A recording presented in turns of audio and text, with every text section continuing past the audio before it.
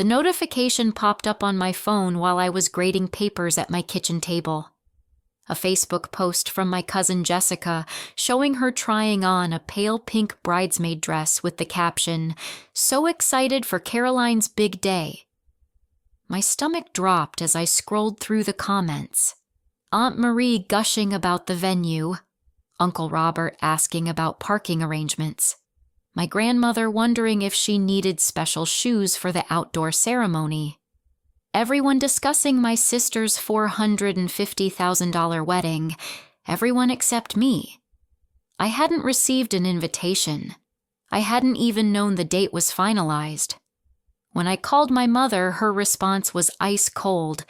"You'd ruin Caroline's perfect moment, Mabel. Your divorce makes you a bad example." I said I understood, but inside something shattered completely. Growing up, Caroline and I had been inseparable despite our 3-year age gap. We spent countless hours planning our future weddings, promising each other we'd be maid of honor when the time came.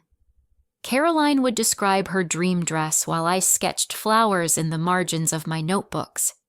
We made a pact when I was 11 and she was 8 that nothing would ever come between us, especially not boys or family drama. The shift began gradually when Caroline started dating Preston Whitfield 3 years ago. She met him at a charity gala our mother dragged her to, and Linda immediately became obsessed with his family's old money status. Preston came from generations of Dallas society, the kind of family that owned oil wells and country club memberships passed down through bloodlines.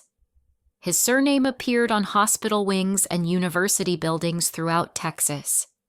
My mother Linda started treating Caroline differently after that first dinner with Preston. Suddenly, Caroline's opinions mattered more at family gatherings.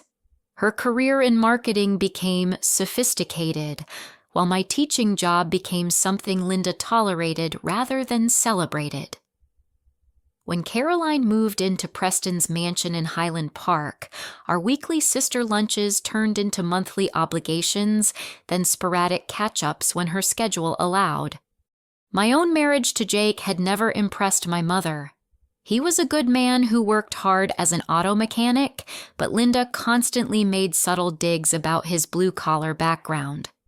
When the pandemic hit and Jake's shop struggled, our financial stress became another mark against us in Linda's mental scorebook. She never offered help, only criticism disguised as concern. Jake and I divorced amicably 6 months ago when we realized we'd grown into different people who wanted different futures. There was no drama, no betrayal, just two adults acknowledging that love sometimes isn't enough to bridge fundamental differences. Jake moved to Arizona to start fresh, and we parted as friends who simply couldn't make marriage work. But Linda blamed me entirely. In her mind, I had failed to keep a man lowered our family's social standing and embarrassed her in front of the country club ladies who whispered about divorce like it was contagious. She started introducing me as her struggling daughter, while Caroline became the successful one who'd landed society's golden boy. I tried calling Caroline directly after seeing the bridesmaid post, but her voicemail played that generic recording. Desperate for answers, I drove to her Highland Park mansion, pulling my modest Honda Civic between luxury cars in the circular driveway. Wedding planners bustled around the front lawn, discussing floral arrangements that probably cost more than my annual teaching salary. Caroline emerged from the house wearing a designer sundress I recognized from magazines, surrounded by consultants carrying fabric samples and venue photographs. She looked stunning but nervous, her usual confidence replaced by something that looked almost like guilt. "Mabel." She forced a bright smile that didn't reach her eyes. "What a surprise, I was just finishing up with the planners." "I need to talk to you," I said, trying to keep my voice steady. The wedding consultants exchanged glances, sensing family tension. Caroline dismissed them with promises to call later, then led me to the sprawling back patio overlooking manicured gardens. She poured herself wine with shaking hands while I sat on furniture that probably cost more than my car. I saw Jessica's post, I began carefully, about the bridesmaid dresses. Caroline's face crumpled slightly. Mabel, I wanted to tell you myself, but things got so complicated with the guest list, and Preston's family has certain expectations, and Mom thought it would be better if I wasn't there. I finished quietly. She nodded miserably. Preston's parents are very traditional. Old money, old values. When they heard about your divorce, they started asking questions about our family's stability. Preston got worried about appearances. The betrayal hit harder than I'd expected. So you chose his parents' approval over your sister? It's not that simple, Caroline protested, tears starting to fall. Preston said if his family judged us negatively, he might reconsider the engagement. Mom supported the decision because she said your presence would create unnecessary drama and take attention away from my special day. She convinced me that one day wouldn't matter in the long run. I stared at my sister, seeing a stranger wearing Caroline's face. The little girl who once promised we'd always be each other's biggest supporters had disappeared, replaced by someone who valued social status over family bonds. You agreed to erase me from the most important day of your life because your fiancé threatened you. I asked, the words tasting bitter. Caroline broke down completely. I was scared, Mabel, scared of losing him, scared of disappointing Mom, scared of not being good enough for his world. I thought you'd understand because you've always been the understanding one, the one who forgives and supports everyone else. But I couldn't understand. Not this time. This wasn't about forgiveness or support. This was about choosing strangers' opinions over unconditional love, about sacrificing family for social climbing, about becoming someone unrecognizable in pursuit of acceptance from people who would judge her no matter what she did. I stood up slowly, feeling something fundamental break between us.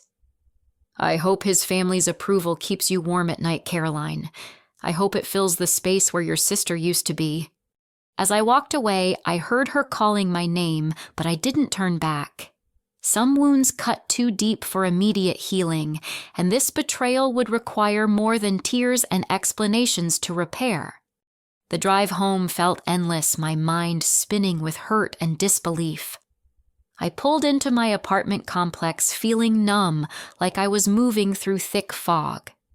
Inside my modest one-bedroom space, I collapsed on the second-hand couch that Jake and I had bought together during happier times. My phone buzzed with notifications, and curiosity compelled me to check the family group chat I'd somehow overlooked. The thread was titled Caroline's Big Day and contained months of messages I'd never seen. Apparently, Linda had created a separate chat that excluded me entirely while maintaining the facade that I was simply busy with work. Scrolling through the messages felt like watching my own erasure in real time. Aunt Marie shared photos of dress shopping trips. Cousin David posted airline confirmations for his flight from Portland. Uncle Robert asked about gift registry details. My grandmother inquired about dietary restrictions for the reception dinner. Most painful were Linda's own contributions. She posted photos of the venue with captions about celebrating family and bringing everyone together. She shared articles about wedding etiquette and proper gift amounts. She even posted a throwback photo of Caroline and me as children with the caption, "My beautiful daughters have always been so close," followed by heart emojis and comments from relatives about how sweet we looked together. The hypocrisy was staggering. Linda was performing maternal devotion for the family while systematically excluding one of her daughters from the performance. Sarah arrived an hour later with Chinese takeout and a bottle of wine, having sensed my distress through my cryptic text message. My best friend since college, Sarah had watched my relationship with my family deteriorate over the years and never hesitated to offer honest perspective along with unconditional support. "Tell me everything," she said, settling cross-legged on my living room floor with containers of lo mein and dumplings spread between us. I showed her the Facebook posts, the family chat, and recounted Caroline's tearful confession. Sarah listened without interruption, her expression growing darker with each revelation. "I've been wondering why people kept asking me about the wedding," Sarah admitted when I finished. "Jennifer from yoga class asked if I was going as your +1. My neighbor, Mrs. Patterson, mentioned that her daughter was invited and assumed I'd see you there. I thought they were just making small talk, but now I realize everyone expected you to be there except your own family." The secondary humiliation washed over me fresh. People throughout our social circles had noticed my absence from wedding discussions, creating whispered speculation I didn't even know existed. How many others had wondered why Caroline's sister wasn't involved? How many awkward conversations had Sarah endured while I remained oblivious? "Your grandmother asked me about you at the grocery store last week," Sarah continued gently. "She seemed confused about why you weren't helping with wedding preparations. I think Linda's been telling different stories to different people." I poured myself more wine, feeling the full scope of the betrayal. This wasn't just about excluding me from one event. This was about rewriting family history, manipulating narratives, and isolating me from my own relatives through carefully constructed lies and omissions. "I need to get out of here," I said suddenly. "I need to be anywhere but Dallas next weekend." Sarah nodded understandingly. "What about Emma's wedding in Italy? You mentioned getting an invitation months ago." Emma Chen had been my college roommate and remained a close friend despite living in Chicago. She was marrying her Italian boyfriend, Luca, in a small ceremony at his family's vineyard in Tuscany. I'd initially declined due to the expense, but Emma had insisted the invitation remained open. "It's so last minute," I protested. "The flight alone will cost a fortune." "You have savings," Sarah reminded me. "And when will you ever get another chance to attend a wedding in an Italian vineyard? Plus, you'll be surrounded by people who actually want you there." The contrast felt symbolic. While Caroline celebrated her $450,000 spectacle with people who'd rather I didn't exist, I could witness authentic love in one of the world's most beautiful settings surrounded by genuine friends. I opened my laptop and searched for flights to Rome, wincing at the last-minute prices, but feeling a spark of rebellion that grew stronger with each click. Using most of my carefully saved emergency fund felt reckless, but staying in Dallas to wallow while my family celebrated without me felt worse. "Book it." Sarah encouraged reading my hesitation. "You deserve to be somewhere beautiful with people who love you." I clicked purchase before I could change my mind, then immediately texted Emma to confirm my attendance. Her response came within minutes, filled with excited emojis and promises to make my last-minute arrival special. As I packed my suitcase that night, choosing my nicest dresses and most comfortable shoes, I felt the first stirring of anticipation I'd experienced in months. Maybe this wasn't about running away from family drama. Maybe this was about running towards something better. The next morning, I discovered another cruel twist that made my Italian escape feel like destiny rather than coincidence. A text from Aunt Marie revealed that Caroline had specifically chosen the same weekend as Emma's Italian wedding for her Dallas celebration. "Caroline mentioned you had a conflict with a friend's wedding," the message read. "Such a shame you couldn't change your plans, but family comes first." The manipulation was breathtaking in its calculation. Caroline knew I'd committed to Emma's wedding months earlier, and she'd deliberately scheduled her own celebration to ensure I couldn't change my mind and show up uninvited in Dallas. She'd created the perfect excuse for my absence while making it impossible for me to choose family over friendship. But for the first time in months, I felt grateful rather than hurt. Caroline had inadvertently given me the perfect escape route and forced me toward what would become the most transformative weekend of my life. The flight to Rome felt like traveling between two different worlds. I left behind Dallas humidity and family betrayal, landing 12 hours later in Italian sunshine that seemed to wash away the heaviness I'd carried for months. The train to Tuscany wound through countryside so beautiful it looked painted with rolling hills covered in olive groves and vineyards stretching toward distant mountains. Emma met me at the small station in Montepulciano, squealing with delight and wrapping me in a hug that felt like coming home. She looked radiant with pre-wedding glow, her long black hair crowned with wildflowers, and her smile bright enough to outshine the afternoon sun. "Mabel, I can't believe you actually came," she exclaimed, loading my suitcase into a vintage Fiat that belonged to Luca's family. "When you texted yesterday, I literally jumped up and down. Luca thought I'd lost my mind."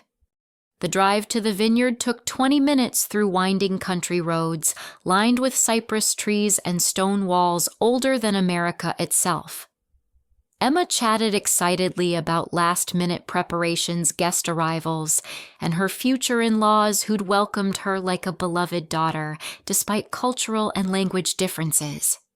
"You're going to love the Rossis," she promised. "They don't speak much English, but they communicate through food and wine and hugs that could crack your ribs. Luca's grandmother has been cooking for 3 days straight, and his mother keeps crying happy tears every time someone mentions the wedding." The vineyard appeared around a final curve like something from a fairy tale.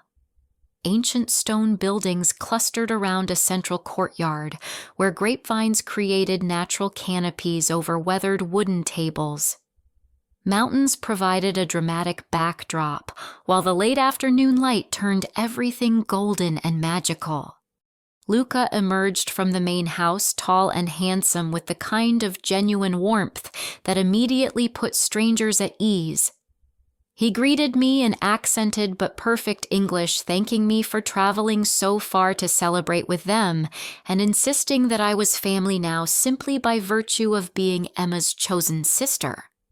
"Any friend of Emma's who flies across the ocean for love deserves the best wine in Tuscany," he declared, producing a bottle that looked older than both of us combined. The other wedding guests gathered in the courtyard for an informal welcome dinner, and I was struck by the international mix of people who'd come to celebrate Emma and Luca. College friends from Chicago mingled with Luca's Italian relatives, while a few cousins from Emma's family in California shared stories with locals from the village below. Among the guests was Marco Benedetti, a photographer who'd moved from Chicago to Italy 2 years earlier following his own painful divorce.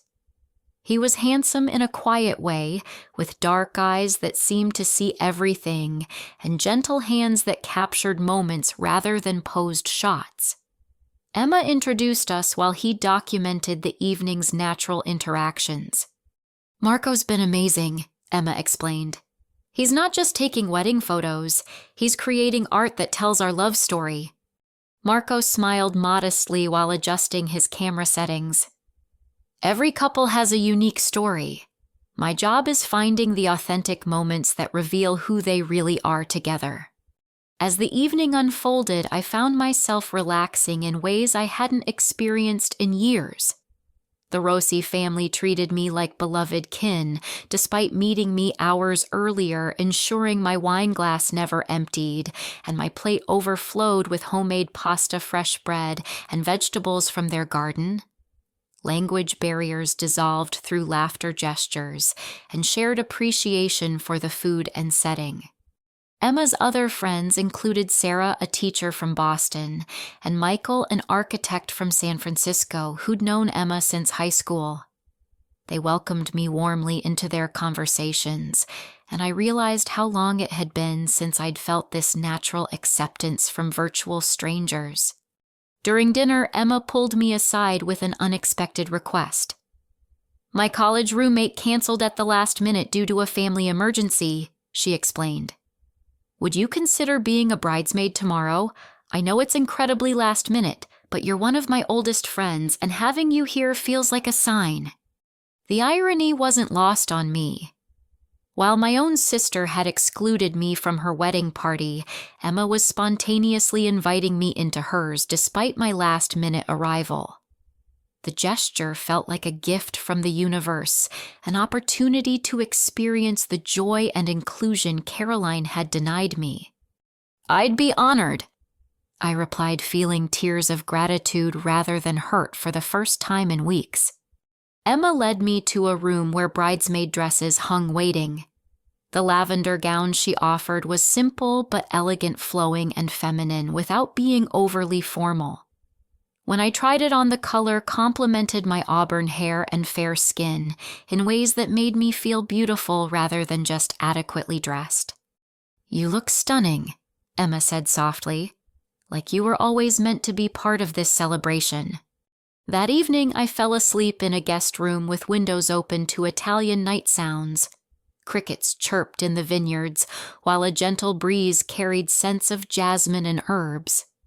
For the first time in months, I felt peaceful instead of anxious, excited instead of hurt, hopeful instead of betrayed. Marco found me the next morning helping Emma arrange wildflowers from the vineyard gardens.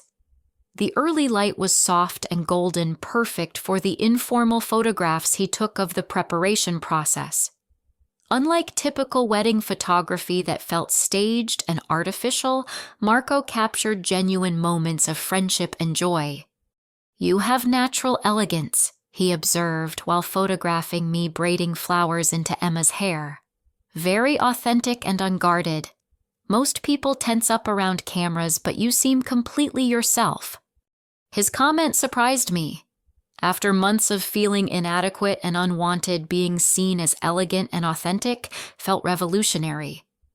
Perhaps my family's rejection said more about their values than my worth. The morning preparations continued with laughter and champagne face masks made from local honey and manicures using colors inspired by Tuscan sunsets. I helped Emma into her dress, a simple but stunning creation that emphasized her natural beauty rather than competing with it. Standing in that sun-drenched preparation room, surrounded by women celebrating love without drama or competition, I realized how toxic my family's approach to relationships had become. This was how women should support each other through life's important moments with joy and generosity instead of judgment and exclusion. As we prepared to walk to the ceremony site, Marco approached with an intriguing suggestion that would change everything.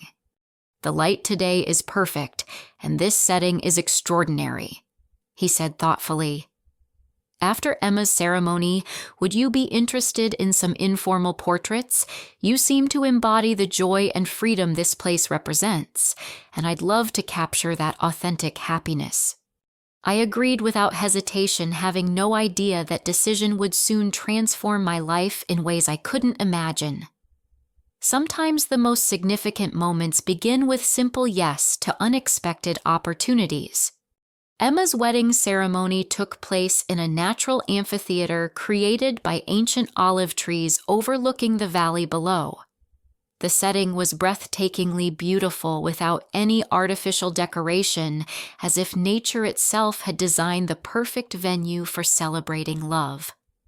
Wooden chairs arranged in casual rows faced a simple arch adorned with grapevines and wildflowers picked that morning from the vineyard.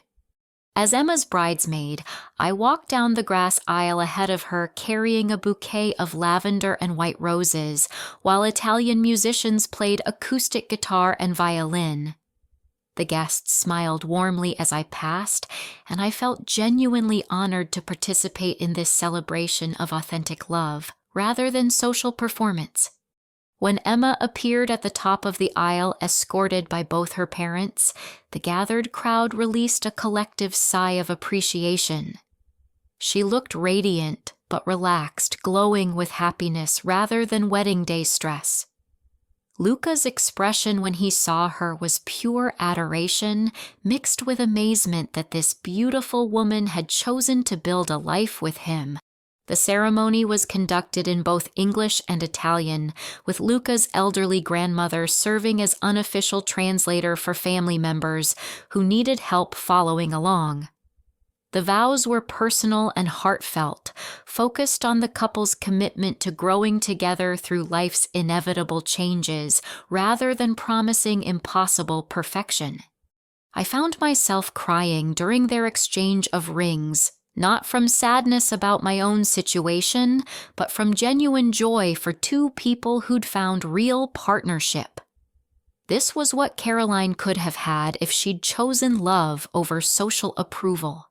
Authenticity over performance, genuine connection over status climbing. The reception continued in the vineyard's central courtyard, with long tables laden with food prepared by Luca's extended family. There were no formal seating charts or elaborate centerpieces, just mismatched vintage chairs and tables decorated with whatever flowers and candles family members had contributed. The result was charming and welcoming, rather than intimidating or pretentious. Marco moved throughout the celebration like a graceful shadow, capturing candid moments of joy and connection. He photographed children playing between the tables, elderly relatives sharing stories through translation chains, and young couples dancing to music that blended Italian folk songs with American classics. As the afternoon progressed into evening, Marco approached me during a lull in the festivities. "Are you ready for those portraits we discussed? The light will be perfect for about another hour." I'd almost forgotten his suggestion in the excitement of Emma's celebration, but the idea suddenly felt appealing. After months of feeling invisible and unwanted, the prospect of being seen and appreciated through an artist's lens seemed like exactly what my wounded self-esteem needed. Marco led me away from the reception to various locations around the vineyard property. He'd clearly scouted the area earlier, having identified spots where natural beauty would create stunning backdrops without requiring artificial enhancement. Our first stop was a hillside covered with olive trees, whose silvery leaves caught the late afternoon light. Marco had brought flowing dresses borrowed from Emma's Italian relatives, each one more beautiful than my bridesmaid gown. The first was cream-colored silk that moved like water in the gentle breeze. "Just walk naturally." Marco instructed, his camera clicking softly as I moved between the ancient trees. "Think about how you felt during the ceremony, that joy and peace you were experiencing." As I relaxed into the process, Marco shared his own story of leaving Chicago after his divorce. His ex-wife's wealthy family had never accepted him, constantly making him feel inadequate, despite his successful photography career. The constant judgment and social pressure had ultimately contributed to their relationship's failure. "I came to Italy to remember who I was before I started trying to be who they wanted," he explained while changing camera lenses. "This place has healing power for people who've lost themselves trying to please others." His words resonated deeply as we moved to the next location, a medieval stone bridge crossing a stream that wound through the property. The cream dress had been replaced with flowing emerald green that complemented the vineyard's natural colors perfectly. Marco directed me to lean against the bridge's ancient stones, while looking toward the mountains in the distance. "Think about your future instead of your past," he suggested. "What do you want your life to look like 5 years from now?" The question sparked unexpected emotion as I realized I'd been so focused on family drama and divorce recovery that I'd stopped dreaming about possibilities ahead. Standing in that magical setting, I began imagining a life filled with travel and authentic relationships, meaningful work and creative expression, chosen family and personal growth. The next dress was pale yellow, perfect for our location among sunflower fields that stretched toward distant hills. Marco captured me laughing spontaneously when a butterfly landed on my shoulder, creating images that felt joyful and free rather than posed and artificial. "You're a natural," Marco observed as we walked toward the final location. "Most people struggle to look comfortable in front of cameras, but you seem to glow when you're being photographed." His comment surprised me because I'd always considered myself camera shy. But something about the Italian setting and Marco's gentle direction made the experience feel therapeutic rather than intimidating. For the first time in months, I felt beautiful and worthy of attention. Our final stop was the ancient hilltop town visible from the vineyard, reached by a winding road through cypress groves. The medieval buildings glowed golden in the sunset light, creating a backdrop that looked like something from a romantic movie. Marco had saved the most stunning dress for last, flowing white silk that caught every breeze and photographed like liquid moonlight. Standing against weathered stone walls that had witnessed centuries of human stories, I felt connected to something larger than my own small dramas. "Spin," Marco instructed, and I laughed as the white dress billowed around me like clouds. He captured that moment of pure joy, creating images that would later change my life in ways neither of us could have predicted. As the sun set behind ancient buildings, painting everything in shades of gold and amber, Marco took the final shots of our impromptu session. I felt transformed by the experience, as if the camera had captured not just my appearance, but my rediscovered sense of self-worth. We celebrated the successful shoot with dinner at a family-owned trattoria in the hilltop village, where the elderly owner treated us like beloved grandchildren despite speaking no English. She brought course after course of homemade specialties, while her husband shared wine from grapes grown on their property. Walking back to the vineyard under stars brighter than any I'd ever seen in Dallas, I felt grateful for the unexpected gift of this entire experience. What had begun as an escape from family drama had become a journey toward rediscovering my own value and possibilities. Marco walked beside me in comfortable silence, occasionally pointing out constellations or sharing stories about the countryside we passed through. As we reached the vineyard gates, he made a suggestion that would prove pivotal. "You should share one of these photos on social media," he said thoughtfully. "Not to show off, but to celebrate this moment of happiness you've found. Sometimes other people need to see that it's possible to choose joy even after betrayal." His words planted a seed that would soon grow into something extraordinary. Sometimes the most life-changing decisions begin with simple suggestions from new friends who see potential we didn't know we possessed.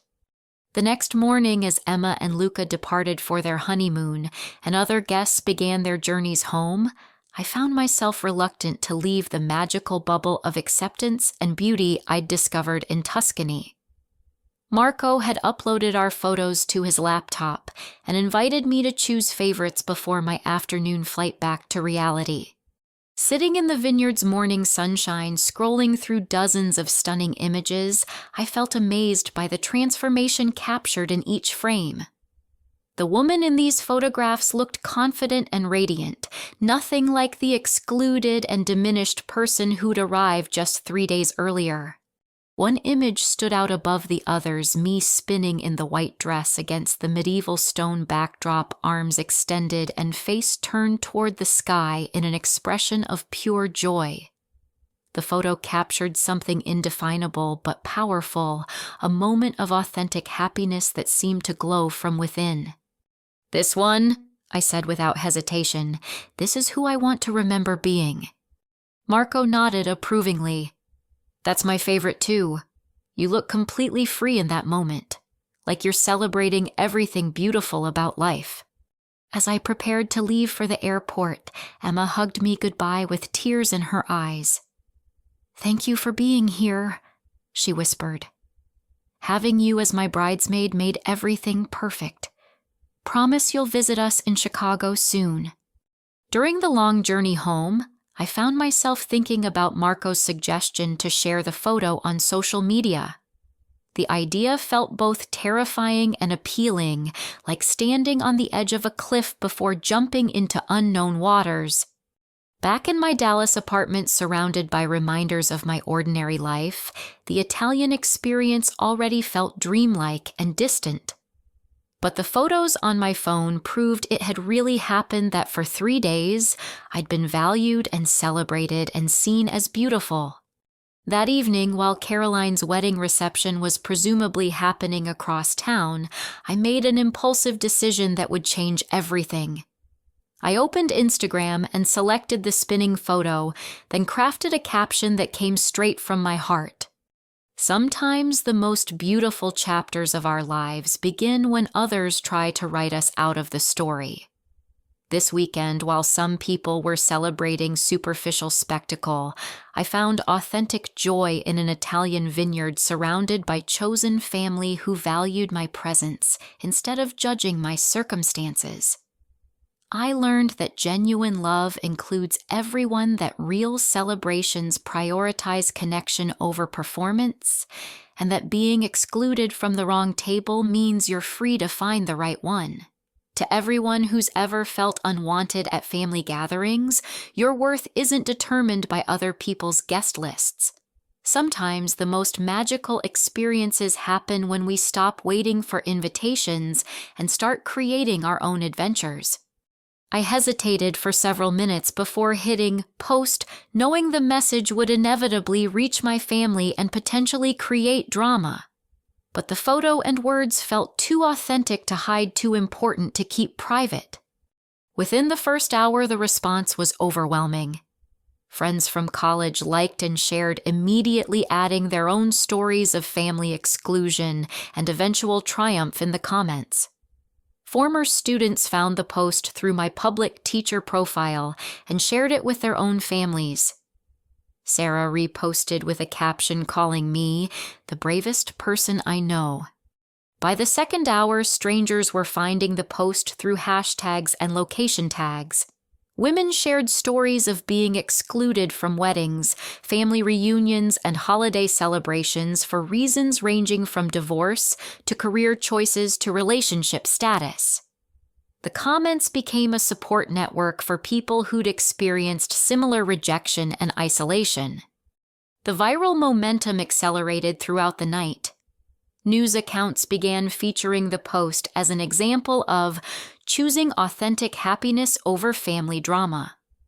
Lifestyle bloggers wrote articles about finding your real tribe and creating your own celebrations. The hashtag Authentic Joy began trending as thousands of people shared their own stories of triumph after family rejection. Meanwhile, my phone buzzed constantly with increasingly frantic messages from my family. Linda's first text was predictably harsh. "Take down that embarrassing post immediately. You're humiliating our family and ruining Caroline's wedding weekend." Caroline's messages evolved from anger to panic as the post gained traction. "How could you do this on my wedding day? Preston's family is asking questions and I'm mortified. Delete it now." But for every family member demanding I remove the post, hundreds of strangers thanked me for sharing a message they desperately needed to hear. Teachers shared stories of being excluded by their own families for choosing education over more prestigious careers. Single mothers celebrated finding strength after being shunned by relatives who disapproved of their divorces. Adult children of toxic parents found validation for choosing distance over dysfunction. By Monday morning, the post had gained over 50,000 likes and been shared by major news outlets. My phone rang constantly with interview requests from magazines, podcasts, and morning shows. The messages from my family had stopped, completely replaced by radio silence that felt more ominous than their anger.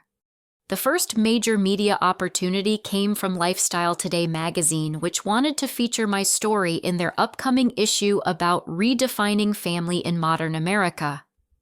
The editor, Patricia Williams, called personally to discuss the possibility of a photo spread featuring my Italian images alongside an interview about choosing authentic relationships over obligatory ones. Your story represents something millions of people are experiencing, but rarely discuss openly, Patricia explained during our phone conversation. Family rejection due to divorce, career choices, lifestyle differences, or simply not fitting others' expectations. Your post gave people permission to acknowledge their own experiences and seek healthier relationships. More surprising was a call from documentary filmmaker Jennifer Martinez, who specialized in exploring themes of family dynamics and chosen communities. She'd seen my post shared by a colleague and wanted to discuss featuring my story in her upcoming film about Americans who'd built meaningful lives after family estrangement. What resonates most powerfully about your experience, Jennifer explained, is how you transformed rejection into redirection. Instead of fighting to be included where you weren't wanted, you found celebration where you were genuinely valued. That's a message that could help thousands of people stuck in similar situations. As these opportunities multiplied, I realized that Caroline's attempt to exclude and diminish me had inadvertently launched me towards something far more significant than any wedding invitation could have provided. My Italian photos weren't just beautiful images. They'd become symbols of resilience and self-determination that inspired others to examine their own family dynamics and seek healthier relationships. The irony was profound. While Caroline's expensive wedding had probably been forgotten by most guests within days, my spontaneous Italian celebration had created lasting impact in thousands of lives. The exclusion meant to silence me had instead amplified my voice and given it purpose I'd never imagined. By week's end, the post had been shared over 100,000 times and featured in publications from coast to coast. My small act of authentic sharing had become a movement encouraging people to prioritize genuine connections over obligatory relationships and choose joy over family drama. The transformation felt surreal, but also inevitable, as if the universe had been preparing me for this moment of visibility and influence through years of learning to value my own worth despite others' judgments. Sometimes, our greatest wounds become our most powerful gifts to others who need healing. Returning to work the following Monday felt like entering an alternate reality where my ordinary teaching life intersected with sudden internet fame. Principal Martinez greeted me with a mixture of pride and amazement, having fielded multiple calls from local news stations requesting interviews with the teacher whose Italian wedding post went viral. "I've been here 15 years," she said, shaking her head in wonder, "and I've never had a staff member become a social media sensation. The district office called twice asking if you needed media training or support. They're actually proud of the positive attention you're bringing to public education." My students were equally fascinated, having discovered their mild-mannered English teacher had become an overnight internet celebrity. They peppered me with questions about Italy photography and how it felt to have famous people sharing my post on their social media accounts. "Miss Thompson, you're literally inspiring people all over the world," said Katie, one of my most thoughtful seniors. "My mom shared your post in her divorce support group, and 3 women said it gave them courage to stop trying to win back families who treat them badly." The positive response at work contrasted sharply with the family crisis brewing at home. Linda had shifted from demanding I delete the post to attempting damage control as the story gained national attention. She called repeatedly, each conversation more desperate than the last. "Do you realize what you've done?" she asked during one particularly heated exchange. "Caroline's marriage is falling apart before it even begins." Preston's mother called asking why her new daughter-in-law comes from a family that airs private business on social media. The country club ladies are whispering about our family drama, and several people have mentioned seeing your post. The revelation that my viral success was creating problems in Caroline's new marriage brought me no satisfaction. Despite everything that had happened, I didn't want my sister's relationship to fail because of my choices. Caroline herself finally called on Wednesday evening, her voice thick with tears and exhaustion. "Mabel, I need you to understand what's happening. Preston's family is questioning everything about me now. They think our family is unstable and attention-seeking. His mother suggested we postpone our honeymoon until this social media incident dies down."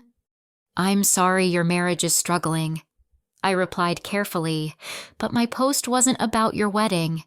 It was about finding joy after being excluded and helping other people who've experienced similar rejection."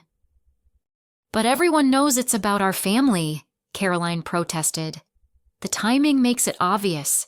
People are calling me the sister who excluded her own family member from her wedding.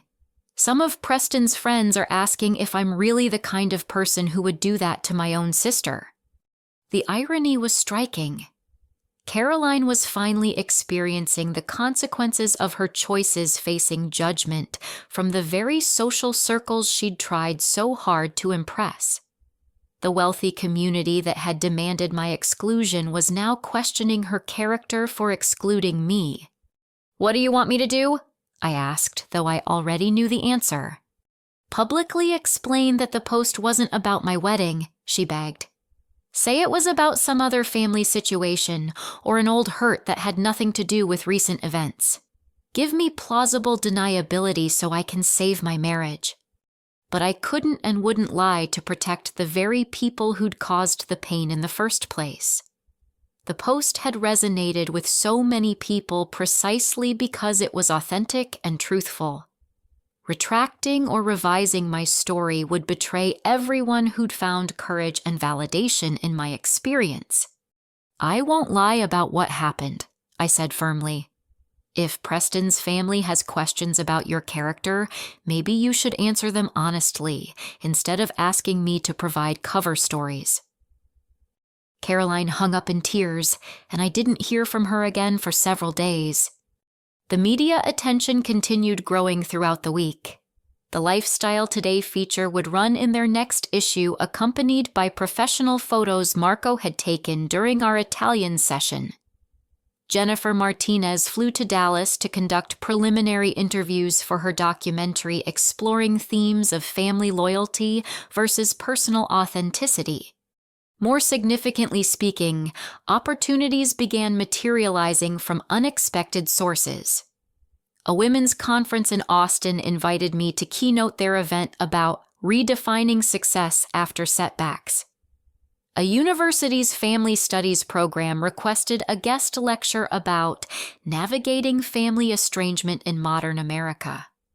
Several divorce support groups asked me to speak about building confidence and community after relationship failures. My small apartment filled with flowers and letters from strangers sharing their own stories of family rejection and eventual triumph. A woman from Oregon wrote about being excluded from family gatherings after coming out as lesbian. A man from Michigan described being ostracized by relatives who disapproved of his career change from law to social work. Each story reinforced that my experience represented something universal rather than unique. The most surprising development came Friday afternoon when my grandmother called unexpectedly. I hadn't heard from her since the wedding weekend, and I'd assumed she was angry about the social media attention like the rest of the family. "Mabel, dear," she said without preamble, "I need to see you. Can you come for tea this afternoon? There are things I should have said long ago." Grandmother Ruth lived in the same Highland Park neighborhood as Caroline, in a modest house she'd owned for 40 years before the area became trendy and expensive. She'd always been the family peacekeeper, the one who smoothed over conflicts and encouraged forgiveness even when apologies never came. I arrived to find her sitting in her sun-filled kitchen with photo albums spread across the table, her expression more serious than I'd ever seen. "I've been thinking all week about your post and the attention it's received." She began pouring tea from her favorite china set. "At first I was worried about family privacy, but then I realized you'd simply told the truth about being excluded and finding joy elsewhere. There's nothing shameful about honesty." She opened one of the albums to pages showing my childhood, pointing to pictures of Caroline and me playing, dress-up sharing birthday cakes, and posing together at various family gatherings. "You girls were so close growing up," she said wistfully. "I watched your mother's favoritism develop over the years, the way she started treating Caroline as the successful daughter while criticizing your choices. I should have spoken up instead of keeping peace." The admission surprised me. Ruth had always seemed to support Linda's decisions, and I'd assumed she agreed with the family's treatment of me. "There's something else you should know." She continued, reaching for a manila envelope. "I've been planning to tell you this for months, but recent events make it urgent. I'm leaving you the majority of my estate, including this house and my investment accounts." I stared at her in shock. "Grandmother, I don't understand." "Linda has always favored Caroline, and Caroline has always had advantages you didn't receive. Your mother helped pay for Caroline's graduate school, gave her down payment money for her first house, and constantly provided financial support, while criticizing you for being too proud to ask for help." The revelation explained so much about the family dynamics I'd never fully understood. While Caroline appeared independently successful, she'd actually received substantial financial assistance that was never offered to me. "You've made your own way through hard work and integrity," Ruth continued. "You became a teacher because you wanted to make a difference, not because it paid well. You married a good man despite your mother's disapproval, and you handled your divorce with dignity. You deserve security and recognition for your character." The inheritance would completely change my financial situation, providing opportunities I'd never dared imagine. But more importantly, it represented family validation I'd stopped expecting to receive. "Does Mom know about this?" I asked. Ruth nodded grimly. "I told Linda last week after your post went viral. She was furious, demanding I change my will to split everything equally between you girls. When I refused, she accused me of rewarding you for embarrassing the family." The pieces clicked into place. Linda's increasingly frantic phone calls weren't just about protecting Caroline's marriage. They were about preserving family dynamics that had always favored one daughter over the other, systems of control that my independence and success were now threatening. "Your mother has spent years trying to convince you that you're somehow lesser than Caroline," Ruth said firmly. "But you're the daughter who stayed true to your values, even when it cost you family approval. That kind of integrity deserves to be rewarded." As I drove home that evening, I felt the shift that had been building throughout the week crystallize into clarity. My family's rejection had forced me to discover my own strength, find authentic relationships, and ultimately helped thousands of other people facing similar situations. The viral post hadn't just celebrated my Italian adventure, it had marked the beginning of a completely new chapter where my voice had power, my experiences had value, and my independence was an asset rather than a liability. Caroline's exclusion had been meant to diminish me, but instead it had launched me toward possibilities I'd never imagined. Sometimes the people who try to limit us end up liberating us in ways they never intended. 6 months later, I barely recognized my own life. The small Dallas apartment had been replaced by a charming house in Austin's historic district, purchased with advance money from my book deal and speaking fees that continued growing each month. The spare bedroom served as my office, where I wrote daily about healing from family trauma and building chosen communities of support. Choosing joy, A Guide to Thriving After Family Rejection, would be published the following spring by a major house that had pursued me after seeing the continued engagement with my Italian post. The manuscript explored themes of self-worth, authentic relationships, and finding belonging in unexpected places, offering practical advice for anyone struggling with family dysfunction. My collaboration with Marco had evolved far beyond those initial Italian photos.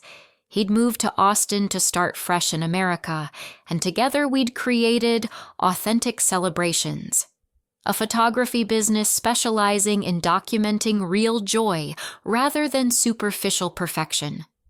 Our portfolio included everything from small weddings to divorce parties, graduation celebrations to found family gatherings. People are hungry for genuine connection.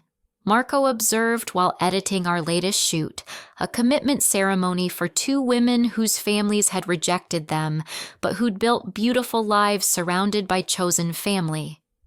Social media is full of performed happiness, but authentic joy is rare and powerful. The speaking opportunities had multiplied beyond anything I could have imagined. Universities invited me to discuss family dynamics and resilience. Conferences focused on women's empowerment featured my story about transforming rejection into redirection.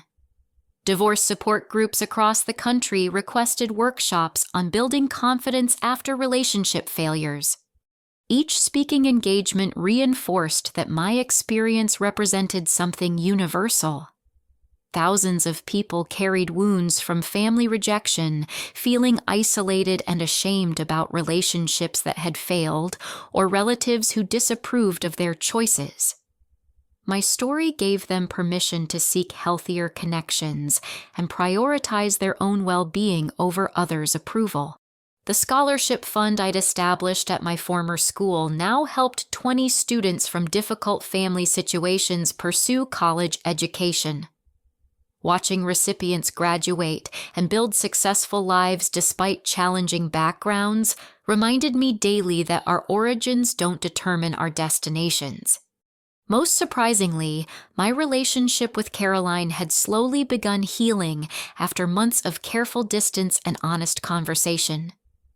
Her marriage to Preston was struggling, partly due to his family's continued judgment about our social media situation, but mostly because Caroline was finally recognizing the difference between love and social climbing.